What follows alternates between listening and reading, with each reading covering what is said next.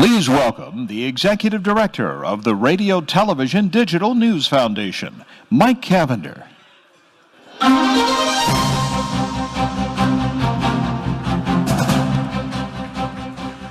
Good evening, everybody.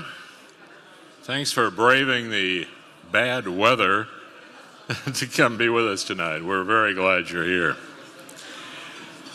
This celebration banquet is an opportunity for all of us to gather to honor some outstanding journalists for their unwavering support to the bedrock of American democracy, the First Amendment and freedom of information.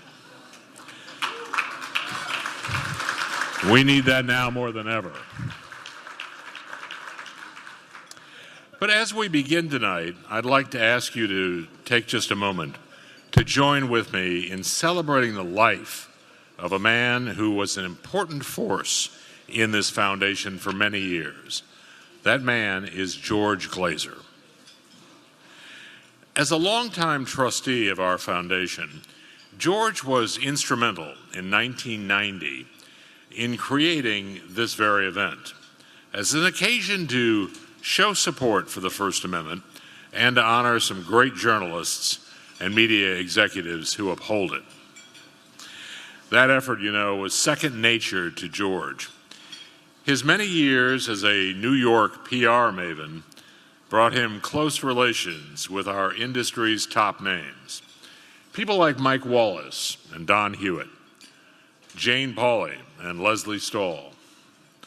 Walter Cronkite even once toasted George as the most trusted PR man in America. For much of his career, 27 years, he worked for Hill & Knowlton Strategies as a senior vice president and managing director of broadcast. The Hill & Knowlton folks are here tonight with us to help us celebrate George's legacy, as is George's son, Brian.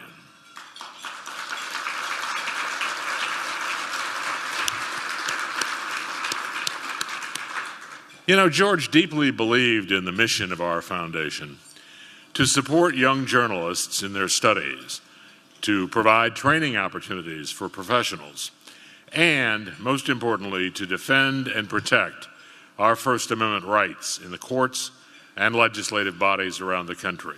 He worked tirelessly to support all those efforts. His enthusiasm was infectious.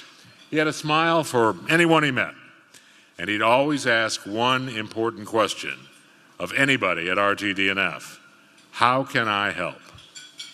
We honored George in 1996 with the Barney Oldfield Distinguished Service Award. That award named after our founder, Colonel Barney Oldfield. Barney would have been very proud and thankful for everything George did for us.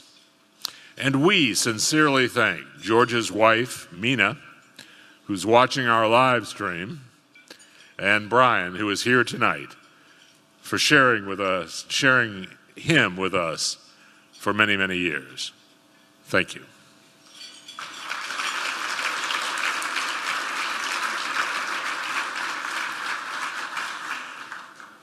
Now, if I can take a moment to update all of you on some of our activities this past year. These are programs that we could not continue without your support. If you follow us regularly, you know RTD&A has never been shy about writing about and fighting for the rights of all Americans to have access to a free and unfettered press. Protecting First Amendment rights, a cornerstone of what we do.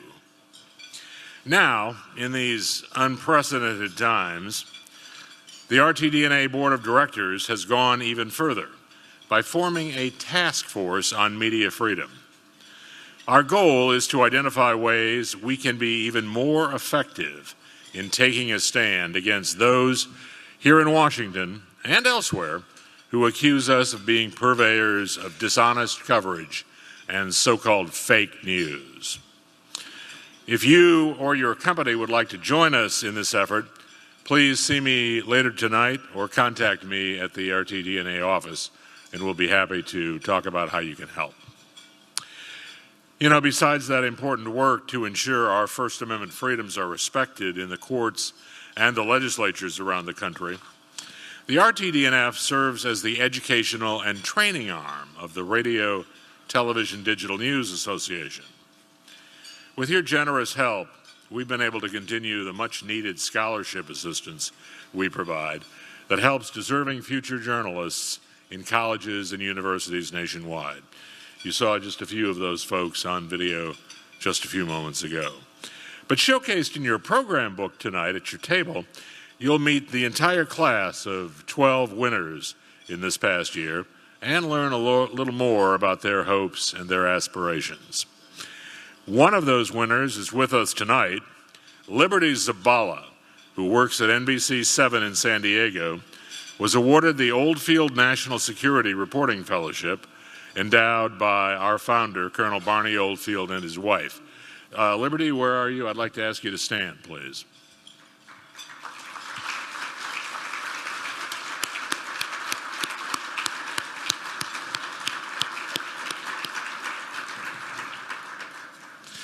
As a whole, that scholarship group this year shares more than $30,000 in scholarship and fellowship aid provided through endowments from our generous donors, and we're grateful to every one of you. We're also grateful to two other organizations with whom we have long-standing partnerships. The National Endowment for Financial Education, otherwise known as NEFI, works with us to help journalists better understand the importance of consumer financial reporting. And we continue our very popular German-American Journalist Exchange Program with the support of the Rias Berlin Commission. Over on the association side, our 2017 Edward R. Murrow Awards again attracted more than 4,000 entries in what has become one of the most prestigious competitions in the business. And as we look ahead to the fall in September, our Excellence in Journalism Conference with the Society of Professional Journalists expands even further this year.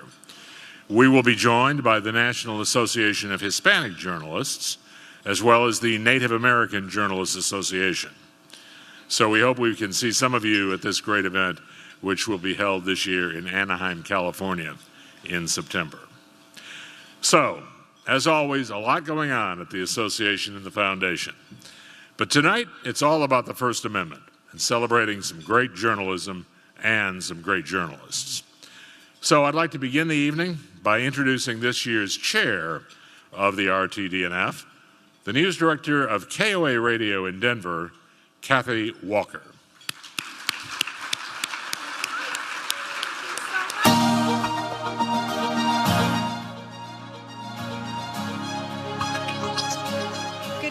Washington, D.C. I'm from Denver. You need to try harder at this snowstorm thing. Okay. Sorry. Tonight, I really stand here not as a gal from Denver, but as chair of the Radio, Television, Digital News Foundation. RTDNF's founder, Barney Oldfield, was a colorful guy, a retired Air Force colonel, a press aide to then General Eisenhower, and a Hollywood publicist. Among his best friends, boxer George Foreman. Barney was also passionate about the news industry. Let's be blunt. Never before has it been so important to defend the First Amendment rights of our industry. And so this year, to strengthen Barney's legacy and ensure that the Voices for Press Freedom have the training, resources, and support to uphold the public's right to know, we've established a permanent endowment fund. RTDNA is committed to providing professional development opportunities for working and aspiring journalists and journalism educators. Our new RTDNF Permanent Endowment Fund is designed to provide long-term support for the Foundation's First Amendment protection efforts. 2017 will come and go, and so will the rhetoric of this election season. But something tells me we can't let up. We cannot stop asking and teaching and expecting the very best of journalists. I stand here hoping that you too will make a commitment to great journalism, to doing your best to do great work, fair work, and your best job ever as a watchdog. I'm now at a point in my career where I'm thinking about my legacy. We have a chance to be remembered for the work that we do and the gifts that we give, gifts of our time, our talents, and our treasures. You can be a champion of the First Amendment like Barney Oldfield, like our great honorees tonight. Become a member of the Barney Oldfield Society by making a $2,500 legacy gift. If you're thinking about your legacy too, come speak with Foundation Associate Kate McGarrity. She's here tonight. Become a member of the Oldfield Founders Circle with a contribution of $500 during the 2017 calendar year. Thank you to many of those who are in the audience tonight who are among the first to be part of our Oldfield Founders Circle. Please join them with your $500 contribution. Or you can make a contribution of any amount right now. Just take out your phone and text GIVE to 202-471-1949. Click the text and enter your information. It's that easy. These gifts that will ensure that we are helping journalists in 2046 for our 100th anniversary and beyond. Now that's a legacy. Before I finish making my donation, I would like to introduce the treasurer of RTDNA, Lauren Tobia, to share more about another legacy that we would like to honor tonight. Lauren.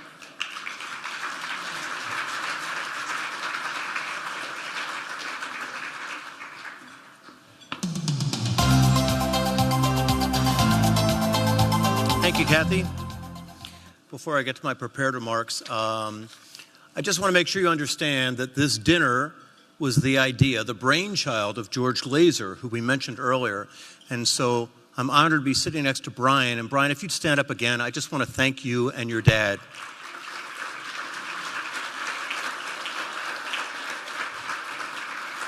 As I told you before, your dad was a giant. What a wonderful night we have ahead of us. I promise to be brief, as I don't want to take away from those that we are honoring tonight with First Amendment awards.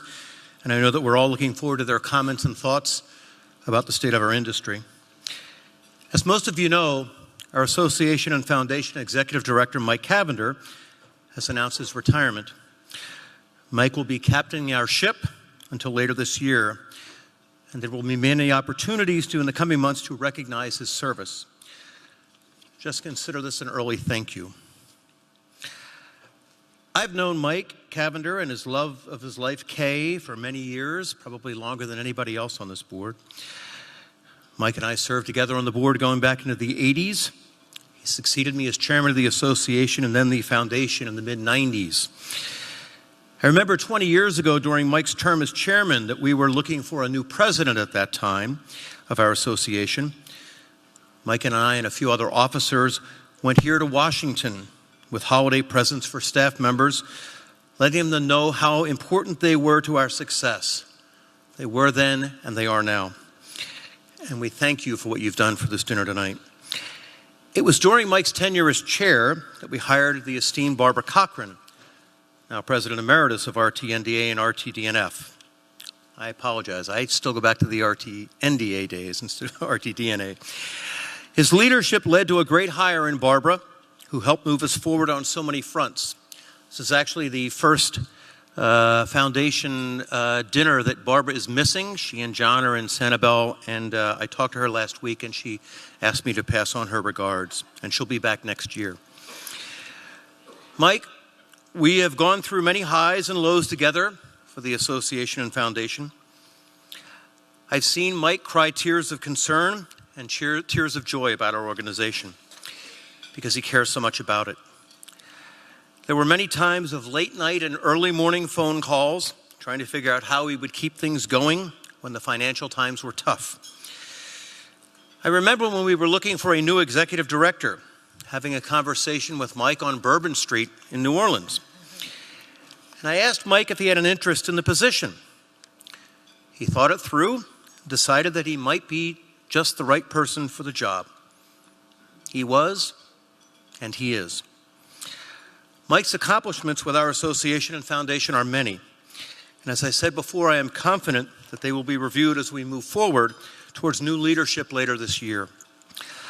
Let me just say that thanks in large measure to Mike's leadership and our incredible staff and board, our finances are in great shape. I look at that closely as treasurer. We're on solid financial ground with no debt. Under Mike's leadership, our membership base is up, and we now have corporate members with representatives of many of those fine broadcast organizations here with us tonight, and we thank you. While on the board, Mike chaired the special committee that led not only to our name change to RTDNA, but also our new focus on digital journalism in a new era. A few of us, you mentioned before, a few of us still go back on the board to the Barney Oldfield days. Barney was a friend to many of us and the man who started our foundation. You mentioned George Foreman, who's also a friend of mine, and I had the task of calling George Foreman to let him know that his mentor, Barney, had passed away. David Louie, who is here tonight and on our board, was in fact the first to receive a scholarship from RTNDF. Now Mike Cavender has helped us establish a permanent endowment fund in Barney's name. I'm pleased to announce, Mike, that your friends on and off the board have gotten together. We've raised the money to pay for you to be a member of the Barney Oldfield Founders Circle.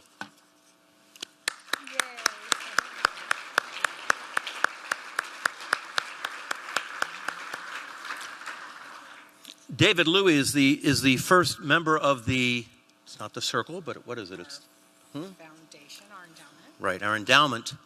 And I am announcing tonight that I will also be leaving a portion of my estate to join David in that effort. I urge you to do the same. I hope this hasn't been too much inside baseball, or in terms of Mike, inside hockey, as that is the sport that he loves the most. In closing, this is not a goodbye, just an early thank you from an old friend for all the things that you have done for this organization that we all love. Mike, we are blessed that you have served us and our industry as a news director, a board member, chair, and as our executive director. We're forever grateful. Thank you. Thank you, Lauren. Thank you, Mike. Thank you. It is now my distinct pleasure to introduce our Master of Ceremonies for this evening. Now serving in his 20th year as anchor of MSNBC's Hardball, please give a warm welcome to Chris Matthews.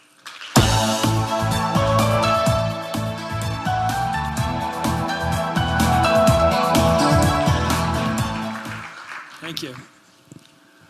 Next year we'll be meeting in the catacombs. I've been giving some thought to what I'm going to say tonight. I see some faces here. And about the current environment we're all in. And I don't think it's time to tell funny stories or say things that'll shake things up, but any more than are already shaken up in this country. But I've noticed some things. What causes big shots, political big shots, to get upset? It's not the opinion expressed on the op-ed pages of the major newspapers. It's not the opinion expressed on programs like mine. Political opinion is always in the air, and politicians, including the big shots, love to breathe it in. They love nothing more than having someone on the other side they can knock around. But the true challenge to the big-time politicians is always the truth contained in hard news, the truth that arrives on the front page or in the straight news broadcast. That's what contains the politician. That's what stops the overreach in power. And that's what the country takes seriously. And that's what matters this hour, this week, this time in our lives. Not the commentary or the blog. It's the front page. It's the A-block news account. That is what tells truth to power, what good professional reporters, editors, and producers discern to be the cold, hard facts, our best human estimate of reality. That's what power is afraid of. The First Amendment Award honors outstanding individuals who champion the First Amendment and freedom of the press. And tonight we honor two journalists who exemplify this ideal. My friends Mark Halperin and John Heilemann served as co-managing editors of Bloomfield Politics. Why did I say that? Bloomberg politics. There's nothing wrong with screwing up the name of a rival. Anyway, it's an old Irish trick. And host of the new analysis show, With All Due Respect, which aired daily on Bloomberg TV and was my lead-in, for better or worse, on MSNBC during the 2016 campaign. They are creators, executive producers, and hosts of Showtime's weekly political documentary series, The Circus. And by the way, you see the cameras. Not only do you get awards, but you make television shows about getting awards, which is the ultimate double down. They wrote, of course, the great books, and they really are great books, and they became great HBO shows. Game Change and Double Down. Game Change, piece of work. The definitive accounts of the 2008 and 2012 presidential elections. Mark's a regular contributor to NBC's Today, and John is a frequent guest on CBS This Morning. Both appear regularly on MSNBC's Morning Joe, and PBS's Charlie Rose. No comment. They dig deep, they are fair, and they are thorough. And they're not afraid to hold the government accountable and report with boldness and integrity. They do all that. And above all, they are consummate political journalists. Let's watch them in action. They're great reporters. You know, they have all the qualities of the best reporters I've ever known. They're enormously curious. They love the subject, politics. They have enormous contacts throughout the political world. They are as wired as anybody that I know. And when they work together, the result is remarkable. Look, I think it's our job, first and foremost, is to help people understand the world around them. And the way that we do that, when we're doing it well, is to be fair, be factual, and to provide context. Good journalism requires holding all powerful interests accountable to the public interest, not being biased, and then telling the stories of our time in interesting ways. Those are things that are easy to say, but hard to do. They're old-fashioned reporters. They actually leave the office. That's a critical component of being a good reporter. When they're out in the field reporting, they listen. They are really the best in the business. And they're great journalists because they report. They are as outspoken as anyone I know, and that is what makes them so special. They defend the principle of freedom of the press. The First Amendment stands for an established quest for truth. And these two guys, they are unafraid in their pursuit of the truth. John Heilemann is literally unafraid to ask anyone anything at any time in the same pursuit. One of the ways you know you're doing your job is if you're pissing people off with some frequency. Especially at this moment, the most important thing is to hold powerful interests to account. To do it without fear, to do it without favor, and to do it always with a certain kind of oppositional attitude, because the reality is that is what we're there to do. We are there as journalists to be the representatives for the people who live in this country. I really remember Mark back in the day in the snows of New Hampshire, 1991 and 1992, when Bill Clinton was first running for president. Mark was always first, and I really knew what the competition was going to be like. It's at times when governments do things that are dangerous, even at a time of national crisis where the press must be its most vigilant. We have a new president who is novel in almost every way, challenging boundaries and norms that have gone unchallenged for a long time. It is an age in which people are concerned about whether the media is fair, whether the media is accurate, whether you can trust different sources. It is vital right now to report on people without fear or favor, to do the things that only journalists can do. On behalf of a public that is probably more bewildered by what it's seeing than it has been in a really long time. And they have always shown to me a sense of respect for First Amendment, respect for journalism, respect for the right to know, and I think in terms of First Amendment freedoms, no one cares more about that and cares more about the role of journalists than both Mark and John. And they do it with a sense of grace, they do it with a sense of joy, and they do it with a sense of passion. Wow.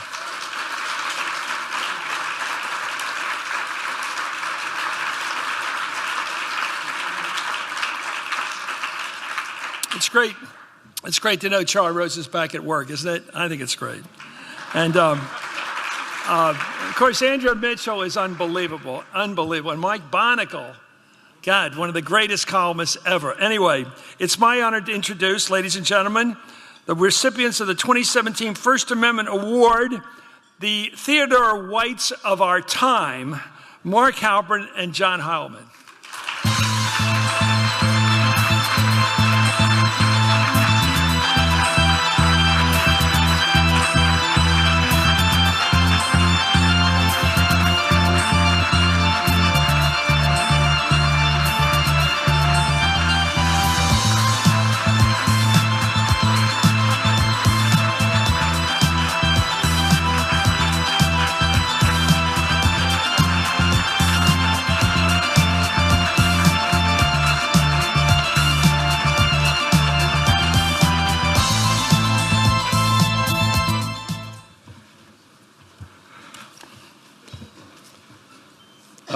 Thank you, Chris. We are honored to be getting this award for a variety of reasons, but having you give it to us makes it especially special, especially in the context of that great introduction. You read it just like we wrote it, so we appreciate that.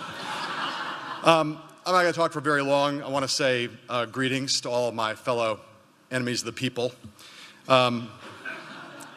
We are, as I said, grateful and humbled by getting this award from the RTDNA. Everyone that we work alongside fights this fight every day, and so to be singled out on some level is incredibly thrilling, but it also makes you mindful of the fact that we're really not that different from everybody else who we work alongside in all branches of the profession that we love. I think it probably will not be, I'll be the first person to say tonight, and maybe not the last, that it feels to a lot of people in our business like the First Amendment itself and the values embodied in the First Amendment are more important now than ever and more threatened, potentially more at risk than they have been. Harry Truman once said that once a government is committed to the principle of silence and the voice of opposition, it has only one way to go, and that is down the path of increasingly repressive measures until it becomes a source of terror to all its citizens and creates a country where everyone lives in fear. We are not there yet, but it is the case that this administration seems to think that we in the journalism profession are part of the opposition. Its attitudes and sentiments, both those expressed explicitly and conveyed implicitly, are more openly disdainful and hostile towards what we do than any administration has been or expressed in my lifetime, in my professional or lifetime in general. And so have been, as we've seen in just over 50 days, a sort of wanton disregard for the truth, the constant lying about things that are small and things that are large, about things that are trivial and about things that are profound. This creates an enormous challenge for our business and for our profession. And I think it's an individual challenge and it's an institutional challenge. I was asked a few days ago at an event, whatever happened to dispassionate and objective journalists? And I found myself saying that I thought that dispassionate journalism is the last thing we need right now. That what we need is passionate journalism, journalism that's passionate and fearless about the things that matter most, about what is true, and passionate about holding the powerful interests in this country, and particularly those right now in this administration, to account on behalf of the public. We're a little more than 50 days in, as I said, and I have to say that one of the things that's most heartening is seeing the way that our profession in print, on television, on the radio, in digital, and the digital media have been rising to this challenge day by day, hour by hour. It's been an amazing sight to see the level of competitiveness and the level of relentlessness by which our colleagues have been chasing scoops and breaking news of great consequence and great moment almost every day.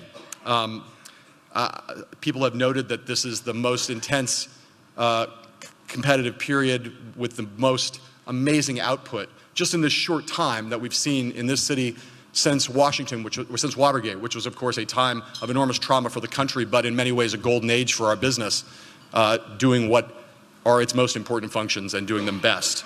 Salman Rushdie said that free speech is the whole thing. It's the whole ball game. Free speech is life itself. And I'm honored to accept this award, to be here with you tonight. And I'm really deeply proud to be part of a profession that fights every day for something so essential. Thanks. Thank you all, and thank the foundation for putting us as part of the group that's here tonight. Really, John and I both have worked in our careers to try to, as we said in the video, do what the fundamental principles of journalism and the First Amendment. I'm really happy that my family's here tonight. My wife's here with me down from New York. A lot of people assume that because we cover national politics, we live here. We don't. John and I both live in New York. When I became the political director of ABC News in 1997, I asked them if rather than doing the job from here inside the Beltway, if I could live near ABC headquarters on the Upper West Side of Manhattan. Told them I wanted to be more in touch with the real lives of real people. And amazingly, ABC bought that. So I get to live in New York, but the point of that joke, which I tell all over the country, is that a lot of wisdom exists in Washington and New York, but it's not the whole country. And I think as proud as John and I are, and everybody in this room is, of the business we're in, our obligation now, more than ever, is for the people of the country not to think about this as a game, not to think about holding the government accountable as something we do when we feel like it or when it's convenient, but recognize that this country is going through, in many ways, a very tough time. The polarization is a problem. The struggles with what kind of economy we're going to have is a problem. And our obligation is to go to work every day when we're covering government and politicians in particular, and really think about the right way to conduct ourselves that allows the country to get the kind of government we deserve to have. It's particularly challenging at times when you've got a government or government officials who look at what we do and criticize us. And I just want to say three things about that in the current environment. And I agree with everything Chris said and everything John said, and I think this is a time to be passionate and intense, and to the extent we weren't doing it before, redouble our efforts. One is, I don't think we should make it personal. I think we make a mistake when we as an institution, news organization, institutionally, or individuals, make it a personal fight with people in the government. I don't think that serves us well, and I don't think it serves the public well. We need to be dispassionate about our role in things. Two is, I think that we all know in this room that the changes in the industry make finding business models that work a huge challenge, and I think we're in better shape now than we were even a decade ago. But the reality is, when things are changing, when digital is such a big part of our lives, we can't get away from the fundamental first principles of what we do and why we do it, starting with the First Amendment and being zealous guardians of that public trust, regardless of what the platform is or what the technology is or what the content distribution is. And the last thing is, I think we need to do this joyfully. You know, politicians do better when they're happy warriors, and I think we do too. And when we get caught up in being apocalyptically negative, when we get caught up in talking about what's going on as if the republic's going to end, I don't think we serve the country well, and I don't think we serve our profession well. I think we can be happy warriors while we do this, while we fight for the First Amendment, while we hold all powerful interests accountable. We can do it in a way that reflects the best of America. And the best of America to me is to be optimistic about the future, not to be dark, not to suggest that things are going to end. We need to be vigilant, but I think we can do it with a smile on our faces. So I smile as I tell you I'm really honored and proud to be here tonight and to be part of this profession, and I thank you for the honor. Thank you.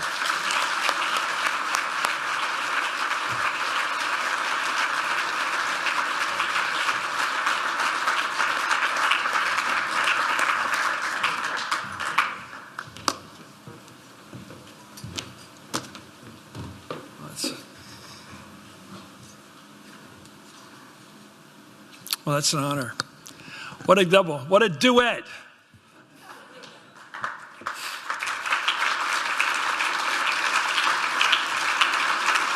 They really have found a way to chronicle American politics in a rich way, almost like novel writing. And I do think I can't wait for their take on this last baby, 2016. And when they found out what was going to happen election night, I want to know what that moment was like. And when Hillary found out, I wanted that story too. I hear that's a rich one. Anyway, RTDNF presents the annual Leadership Award to a business of government leader who has made a significant contribution to the protection of the First Amendment and, of course, the freedom of the press itself. Here to present the 2017 Leadership Award, please welcome retired Holland and night partner Marvin Rosenberg. Thank you, Marvin.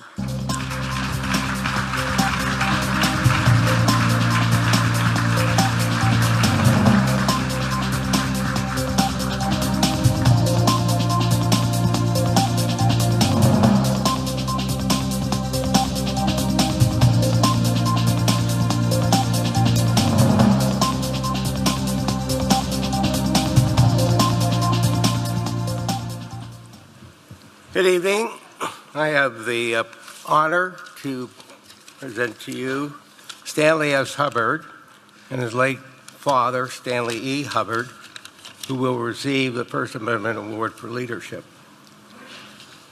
Both of them have been true to broadcasting and presenting news and have never backed down from anyone.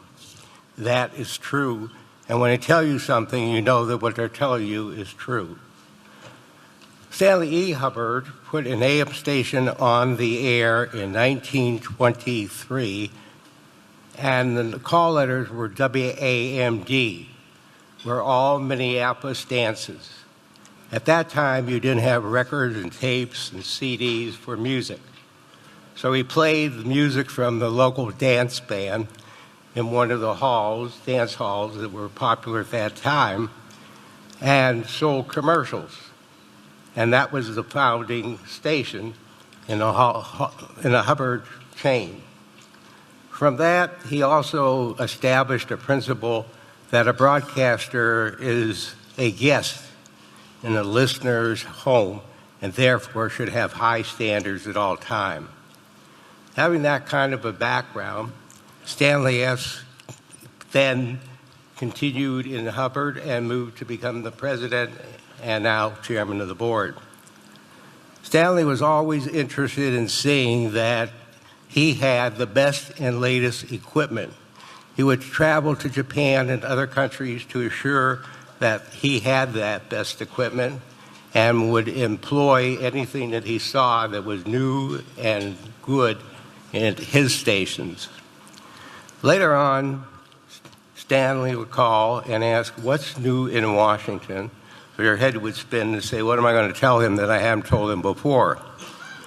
So on one day, I said to him, "Well, there's a matter before the FCC filed by ComSat to establish direct broadcast satellite." He said, "Oh, and what will happen?" And I said, "I think it will be granted." About 2 weeks later, he called and he said, "I think it is important that we file an application the day before the commission meeting."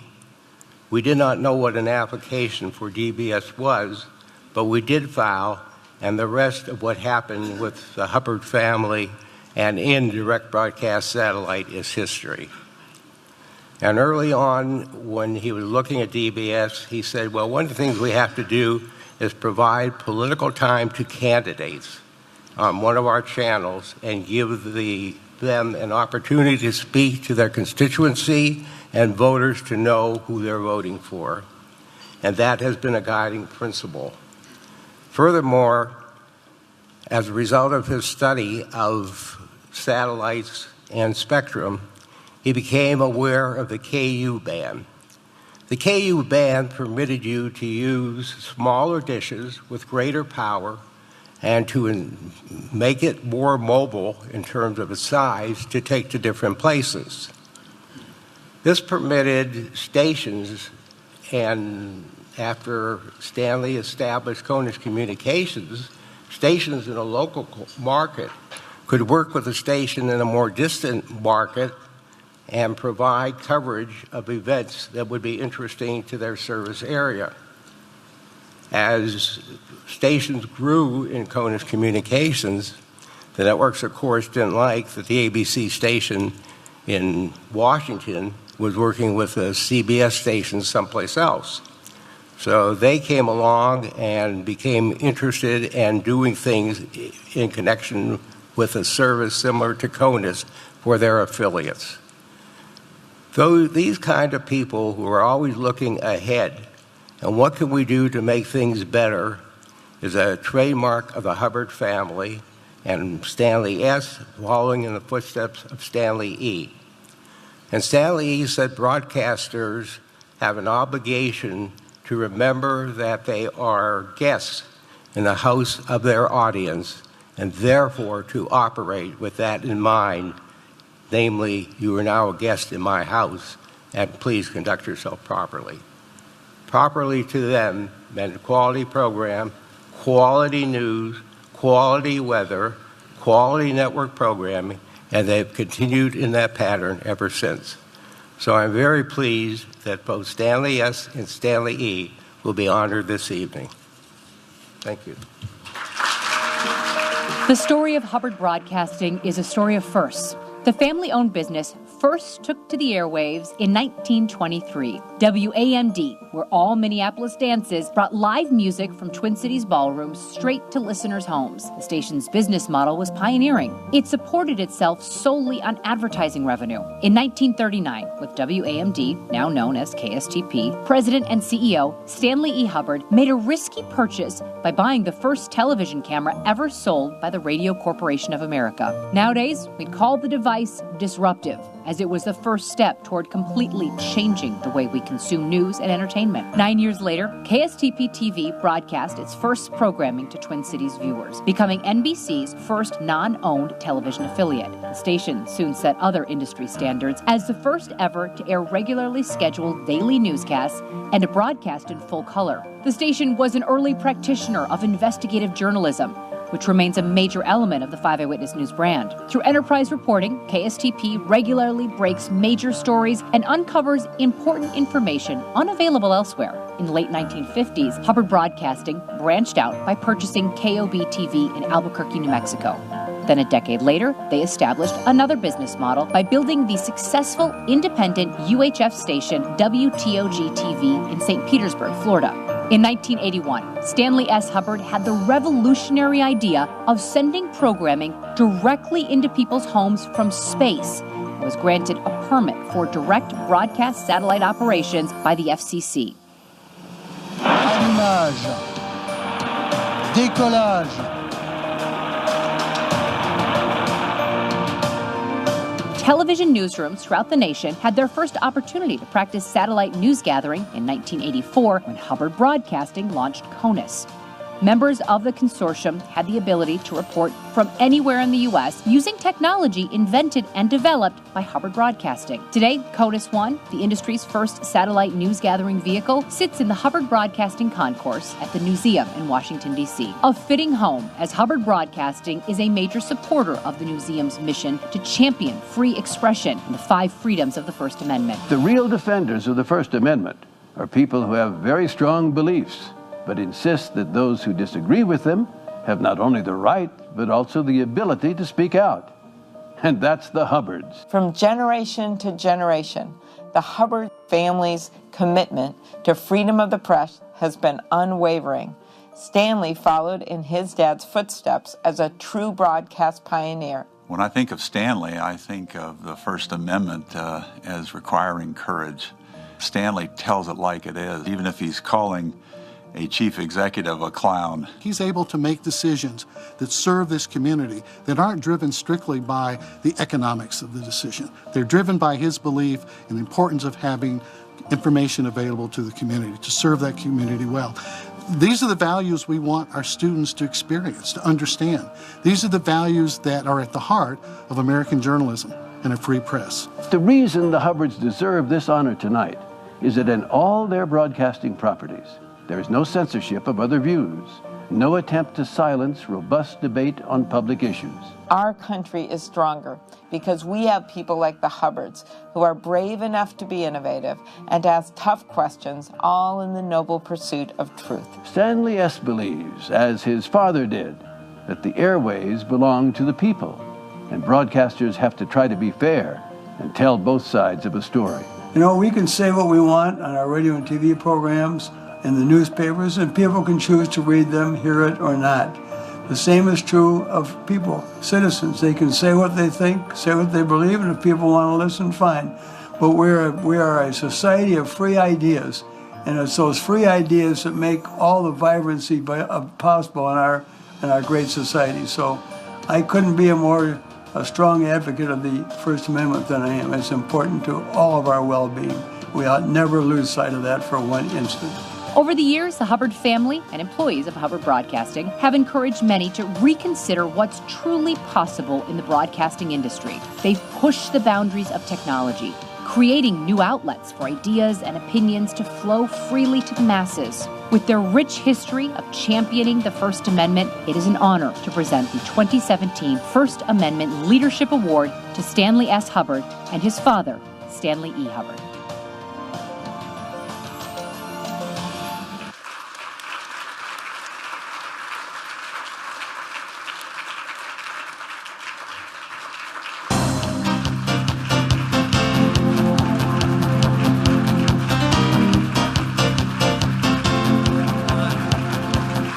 You embarrass me.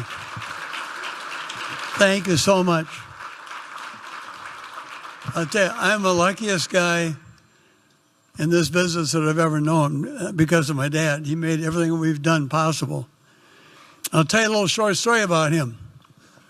Back in about 1928 or 29, when he had just a little radio station, there was a Teamster strike in Minneapolis, and he believed in news from day one on radio.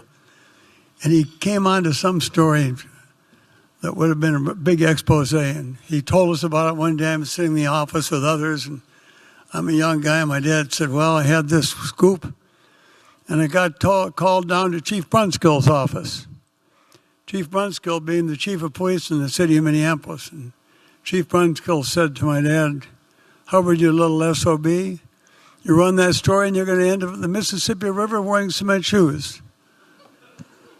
Well, Dad, what'd you do? I didn't run the story. And I remember going with him to NAB meetings, and I was, 1948, I was 15, so you can figure how old I am, 83. And hearing him talk about television being a great opportunity for news, hearing other people telling him news will never work on television. News will never work on television. My dad had an interesting sidelight. He had an investor named Tom Bragg. We needed more money in 1952, and I asked Mr. Bragg, how come you invested in my dad's TV station? He said, well, because Jack Warner told me not to. Jack Warner being the head of Warner Brothers. He said, I was having lunch with Jack Warner at his brownstone on Park Avenue, and I asked him about TV, and Jack Warner said, movies can't be made every day, so TV will never work. And Tom Bragg said, I went back in the kitchen to thank the cook for the nice dinner, and they were all watching a little TV with Kukla, Fran, and Ollie, and he said, I knew right there and then TV was going to work. So, you people, I think most of you, if not all of you, are journalists, but we need an infrastructure before we can practice journalism. And it was guys like my dad who had the foresight to build radio, and he and David Sarnoff were good friends, and to build one of the very first TV stations. If there weren't radio and TV stations, none of us would be here. So although we're journalists, without the infrastructure, we would be nothing. So I can't thank you enough. But I'd like to say something about what's going on today. I'm not as worried and negative as some people are. I think the president has a right to be a jerk just like anybody else. And he can say things that are not well thought out and sound pretty stupid, and that's his right of free speech. But you know something, folks? I don't think you have to worry 1 second about the First Amendment. Not a Donald Trump or anybody else is ever going to take that away. We just keep doing what we're doing, and we do it well, and you'll never have to worry about that most important amendment, the first one. Everything's going to be fine, so let's keep our heads up and do our job. Thank you very much. Good night.